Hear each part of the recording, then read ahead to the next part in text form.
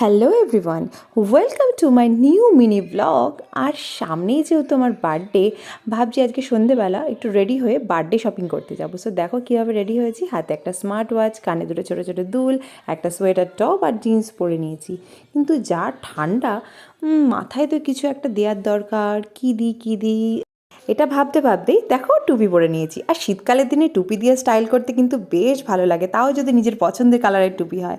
So আজকে আমি shopping করতে যাব, আমি আর বোন দুজন মিলে, কারণ হাজব্যান্ড আজকে বাড়িতে নেই, তো আমরা দুজন মিলে যাব।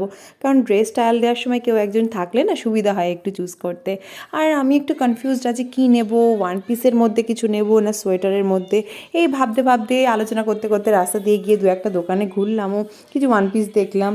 তারপরে ফাইনালি আমার একটা ড্রেস পছন্দ হলো। কোন ড্রেসটা পছন্দ হলো সেটা পরে জানতে পারবো। আর আজকের মিনি ব্লগটা ভালো লাগলে অবশ্যই চ্যানেলটাকে সাবস্ক্রাইব করো। টাটা।